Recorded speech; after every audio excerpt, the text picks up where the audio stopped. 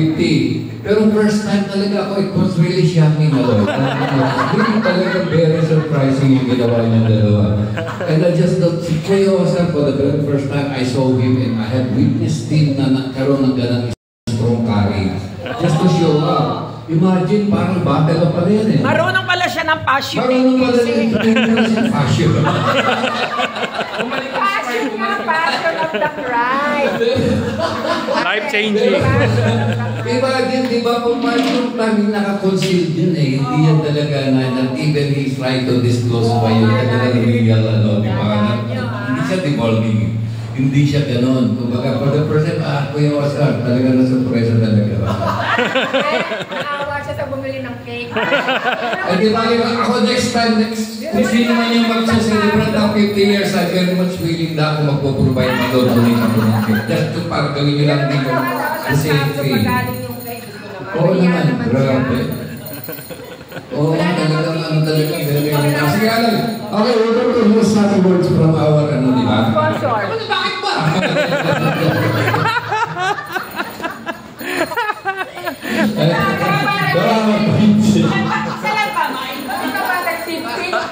Bigay mo yung samay, bigay mo yung samay. Kaya bibili ng cake kay Arnold. Okay. Actually, maraming nagtatanong sa akin mga followers sa Facebook kasi nag-post ako 50 years. Even yung mga nakakatabi ko sa Singapore, natuwa ako. Bakit kayo nandito? Alam mo, we're just celebrating our 50th. Talaga po, sabi niya, ano sikreto? Wow! Yun ang sasabihin ko sa inyo ngayon. Jonathan, Shelly, Erwin, kung may tinatago ka raw. Ay, hindi nakasama sila Arnold at sila Kuya Lucho kasi enduring na yan eh. Ano na yan, malapit na yan. Wala na kahit anong gawin mo dyan, wala na ganyan na talaga yan. So, ang kakausapin natin, yung mga kailangan yung aking post, palagi sa mga young couples. Yan, no? So, yun. Isa lang ang sikreto. Okay, malimit. Isa lang ang sikreto, war and peace. Okay. Yung war, yun yung gising kaming dalawa, palagi kami magkasama sa bahay. Yun yung war. Pag palagi kami magkasama, so kung 50 years kaming magkasama, siguro mga 30 years, yung war yun. So sabi nga ni Carl, eh mami, araw-araw naman kayo nag-aaway, sabi ni Twinka, di Pamela. Araw-araw naman kayo nag-aaway. So yun yung 30 years. Yung peace, yun yung 20 years.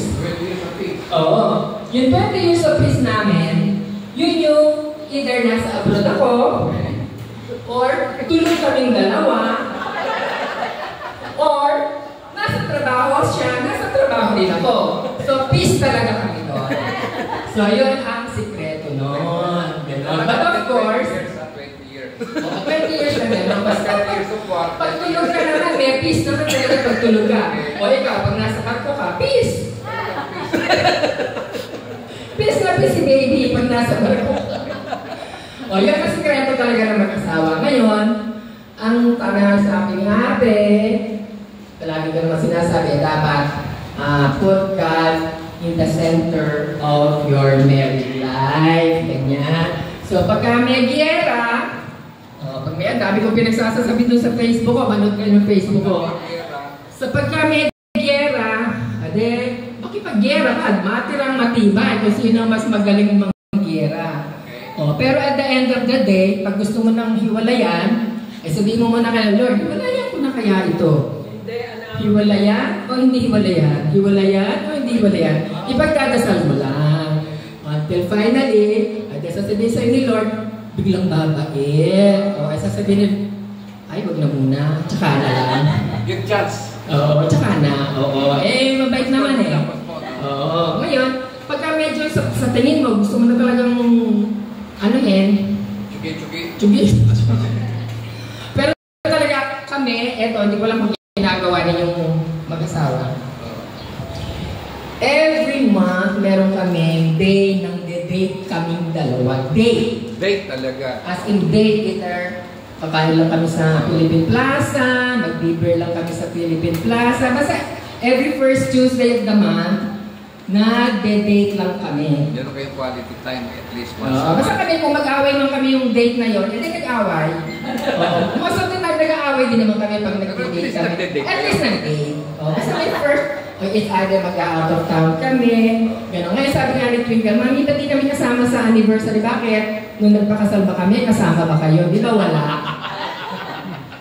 Di ba wala naman kayo? Kung kailangan kasama kayo sa anniversary namin, di ba hindi? O yun. So yun ang sikreto. Pag magkaaway, okay lang din. Sa totoo lang, plastic lang yung nagsasabing hindi nag-aaway yung mag-asawa. Oo, hindi totoo yun, hindi totoo yun. Kaya, Alam ka naman sa dala, ibig sabihin magkano i-celebrate kayo ng date, ng anniversary. Not necessarily kasama yung anak. no! Bakit? Hindi naman sila kasama sa equation namin eh. Oh, that is the way, bakit hindi naman sila naging kasama nung nagpapasal kayo? Oo, tsaka